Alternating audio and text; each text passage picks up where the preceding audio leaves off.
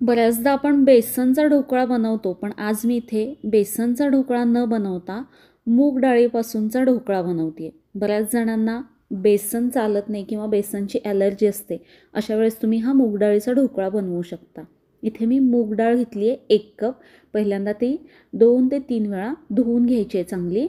त्यातलं पाणी काढून टाकायचं चांगली धुवून आणि त्यामध्ये परत पाणी घालायचं आणि ही डाळ आपल्याला कमीत कमी 3 तासासाठी भिजवून घ्यायची आहे. जर तुमच्याकडे जास्ती वेळ असेल किंवा तुम्हाला सकाळी बनवायचं असेल तर रात्रभर ही डाळ भिजवली तरी चालेल.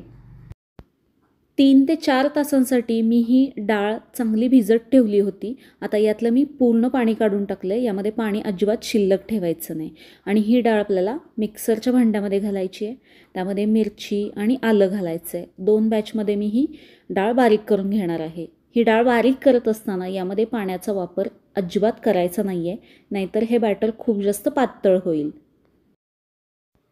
यामध्ये पाण्याचा वापर अजिबात न करता एकदम स्मूथ अशी ही डाळ मी इथे वाटून घेतलेली आहे. आता यामध्ये चवीनुसार मीठ घालायचं आहे. अर्धा छोटा चमचा हळद घातली आहे मी. हे आपल्याला फेटून घ्यायचं आहे. 3 ते 4 मिनिटे हे पीठ चांगलं फेटून घेणं गरजेचं आहे, म्हणजे हा ढोकळा छान हलका आणि जाळीदार होतो. सगळ्यात आधी आपल्याला इथे कढईमध्ये पाणी गरम व्हायला ठेवायचं आहे, म्हणजे हे पाणी उकळून घ्यायचं आहे. त्यामुळे सगळ्यात आधी पाणी उकळायला ठेवायचं आहे. याच्यावरती मी झाकण ठेवते म्हणजे याला पटकन उकळील आणि गॅस पण मी मोठा ठेवलेला आहे. आता हे मी पीठ चांगलं फेटून घेतलं आहे. एक प्लेट घेतली आहे ज्यामध्ये आपल्याला ढोकळा बनवायचा आहे. या प्लेटला सगळीकडे तेल व्यवस्थित पुसून घ्यायचं आहे. आता जे बनवलेलं मिश्रण आहे ते चांगलं मी फेटून घेतलं आहे. यामध्ये आता इनो घालते मी 1 पॅकेट. याच्यावरती 1 चमचा तेल घालायचं आहे. जर तुम्हाला इनो यामध्ये नसेल वापरायचा तर अर्धा छोटा चमचा खायचा सोडा घालू शकता आणि एक अर्धा लिंबाचा रस तुम्ही यामध्ये घालू शकता. इनो घातल्यानंतर लगेच पटकन मिक्स करून घ्यायचं आहे. सगळी तयारी झाल्यानंतर मग सगळ्यात शेवटी यामध्ये इनो घालायचं आहे.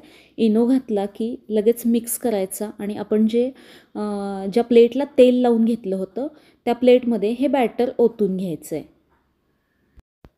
अशी प्लेट तुमच्याकडे नसेल तर कुकरचा आपला जो डबा असतो त्यामध्ये देखील तुम्ही हा ढोकळा बनवून घेऊ शकता. थोडंसं टॅप करून घ्यायचं, एकसारखं करून घ्यायचं आणि इथे कढईमध्ये आता पाणी चांगलं उकळलं आहे. यामध्ये ही प्लेट ठेवून घ्यायची. या कढईमध्ये मी अशा पद्धतीचं एक स्टँड ठेवलं आहे. याच्यावरती ही प्लेट आपल्याला ठेवायची आहे.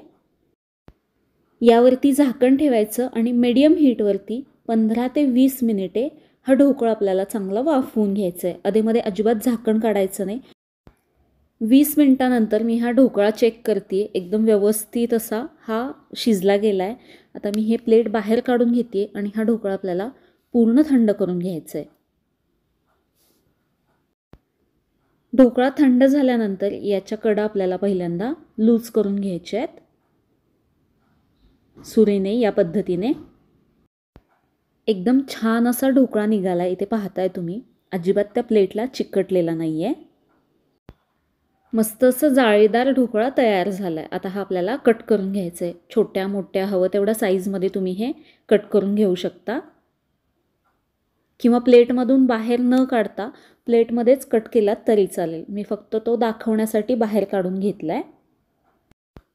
एकदम छान कट होतोय ढोकळा. अजिबात सुरीला तेल पाणी काही लावण्याची गरज नाही आहे.